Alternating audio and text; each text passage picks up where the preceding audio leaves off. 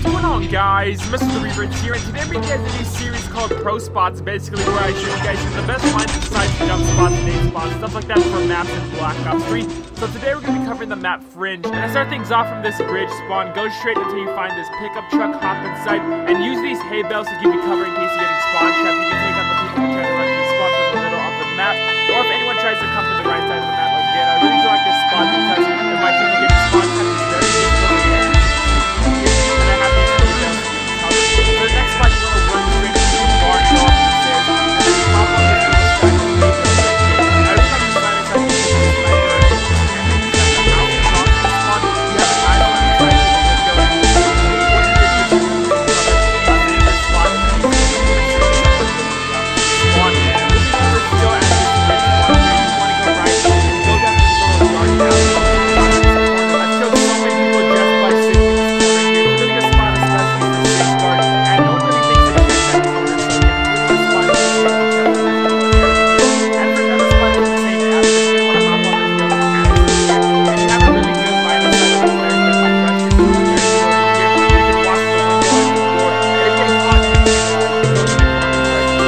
really good spot to check the corner. And for another spot, it's the same as you're going to want to hop on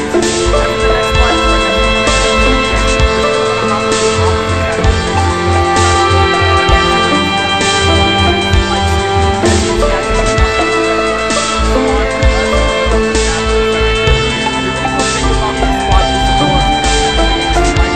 here. And you have a really good line of sight over there. There's my fresh here. You can watch the window on the floor. And if you're caught, you can go to the corner right in front of the fences. You can either do one of two things, stand up and pick people off this way, or you can make it very difficult for the enemies to shoot you by going into prone and aim through these little slits through the truck here. And as you can see, this spot makes it very hard for the enemies to kill you. This whole middle of the map is a high traffic area, so you're going to get a good amount of kills if you just use this spot here. Now moving over to the opposite spawn, sometimes I'll sit back here, and on this side there's a lot of little head glitches you can use, so I like to move to each one a couple of times in a match just to confuse the enemy team. Now if anyone comes through this metal shack, I like to get on top of this fence here and pick off some of the people this way that might rush in this direction. So keep in mind if you plan on sitting back and playing the more passive role, you can use these couple of spots and get people this way. You're not going to get a lot of kills because I don't really think a lot of people rush this way, but you know, if you're trying to get a high KD and you're playing a more defensive role for your team, keep those spots in mind. And that's pretty much it, guys. There's not really a lot of spots for this side of the map, so be mindful of that. Just be careful for all the little head glitches on this map because there are a ton, guys. And yeah, guys, hope you all did enjoy my first episode of Pro Spots. Jump on like, and also comment down below. We love to be friends. And also if you have a match you'd like to cover in the next episode, put that down in the comments as well. Thank you for watching. My name is George. Have a great day.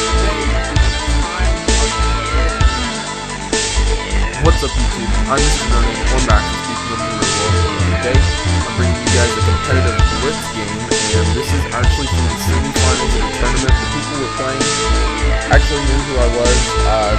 This particular round was pretty close because, let's see, they took both domination games from us, but we won both SCVs and the blitz. We actually won the SCVs and blitz fairly convincingly, if I remember correctly. The dominations, one of them we had to actually replay because it was tied, but overall it was really close series, really close matches, so congrats for putting up a good fight against us. But we actually still haven't played the finals from this tournament. The tournament host actually fell asleep and we never played finals, so I don't know what's going on with that. Hopefully we'll get to play them, but if we don't, it's whatever. It's just a free tournament. Also, before I get into the topic, real quick, we have a new sponsor. It's No Scope Glasses. Their Twitter is @NoScopeGlasses.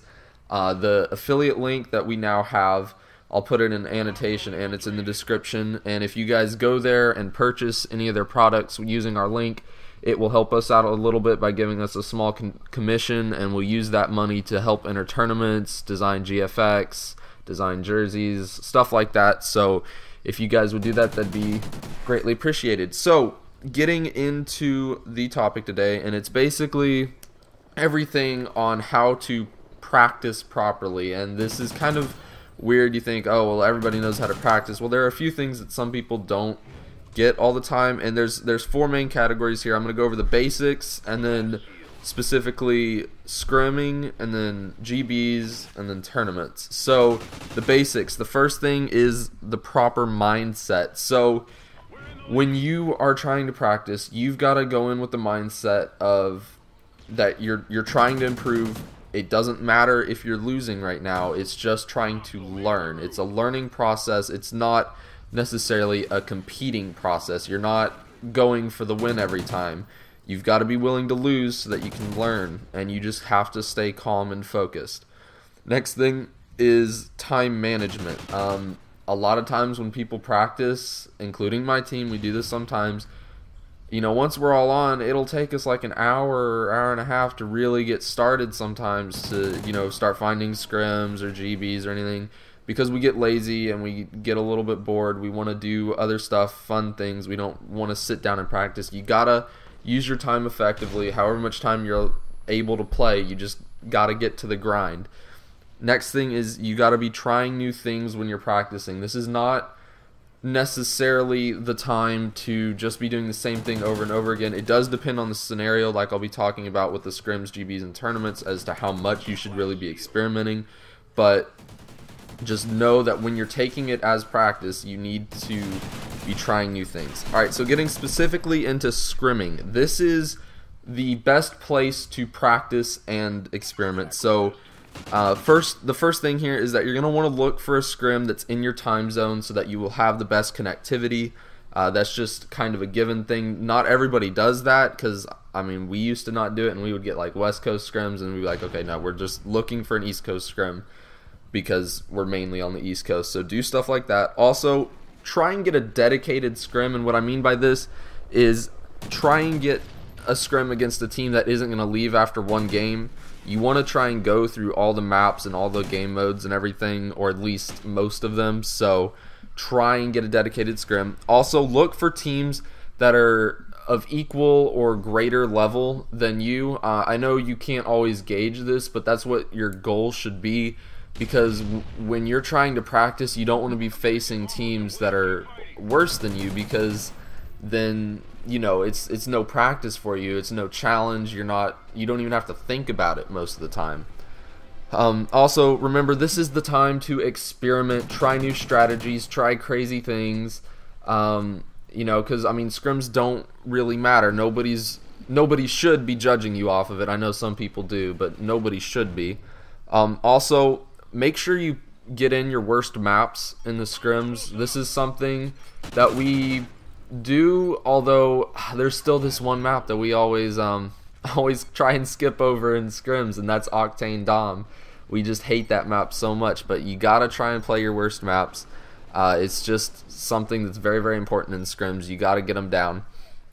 Next thing is, don't waste time. Have everybody looking for a scrim on your team, because sometimes scrims take a while to find, and that wastes so much time. Just everybody go on Twitter, go on the MLG forums, and start looking for a scrim. And then as soon as you get one, invite them and get it going. Don't waste 45 minutes looking for a scrim.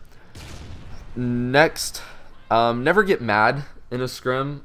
Like, this is not the time to be getting mad. There's no reason to get mad. It's a scrim. It doesn't matter. Now, if your teammate does something stupid or something that you think needs to correcting, go about it in the right way. You know, give them constructive criticism. Don't be tearing them down. You just gotta tell them what they're doing and be like, okay, this is what I think you should be doing. Can you try this next round or next side or next game, whatever it is. Also, never judge anyone based solely on a scrim. Like, you know, the other team, don't be saying, oh my gosh, these kids are awful or whatever from a scrim, because a lot of times people in scrims, they're either not trying or they're trying new things, and it may not work out all the time. You know, it's not your place to be judging people based on scrims. And I know this is somewhat impossible. You know, you always have those first impressions of people. You're always going to judge them on some level, but try and keep it in your mind not to judge people, because it'll boost your ego sometimes, and it'll make you very egotistical, if that makes sense. So it's just try and stay humble, I guess, while you're scrimming. Alright, so moving on to GBs. So the first thing is pick your game mode. I know basically you're going to be choosing between MLG variant or S&D only. So I mean, because there's not a lot of, you know, domination only or blitz only or anything like that. But you know, pick whatever you need the most practice in. If you're really weak in S&D, go for that. If you're weaker in your respawns, go for that. And then the next thing is that you want to get higher level matches. I know some people get so worried about their MLG ranks. I've done it sometimes, but it's not as important as getting experience against better teams, because yeah, you know what, your rank may take a dip for a while, but you're going to get better and it's going to go back up, and then you'll go even further. So let's say you're at, I don't know, 30k right now, and it's because you've been playing like really cruddy kids the entire time, and now you're facing better people, and you go down to 60k and you're like freaking out. But then all of a sudden you notice you're getting better and you're starting to win more and more against these higher level teams, and you go all the way back down, and then you go even further and you get down to 15k. So I mean, it's really good practice. Just don't be worrying too much about it. This is for GBs. There's less experimentation. It's a little more serious. You gotta try a little bit harder here. This is more of a time to keep calm and focus on correctly executing strats that you already have from playing scrims. This is also the time to learn counters to your strats from opponents, to pay attention to how they're trying to counter you. Also, make sure you're getting best of 3 matches if you're on the team ladder. Best of 1s are okay, but they're just not quite as good. It's, I don't know, just more time wasted, kind of less practice. And then getting into tournaments, this is the absolute best way to improve. The problems with it though is that it's the most stressful and the most time consuming, and there's a lot of time wasted as well in between rounds sometimes, because, you know, if you're doing best of 5 tournaments, you know, you could 3-0 a team, and then the upper part of the bracket or whatever, their game goes 3-2 and they had to replay a map as well or something, and then you're there just waiting for an hour and a half. But it's the best way to improve. I always see the most improvement after tournaments, so it's very, very good. This is the time to be focusing on strats. It's the time to learn how to handle the stress, how to communicate under stress, and also reading your opponents, learning how they're going to you know, counter you. This is the time to be practicing your judgment skills, basically, of, okay, our opponents have been going A this entire time, you know, just picking up on your opponent's strategies and everything. This is the time for that.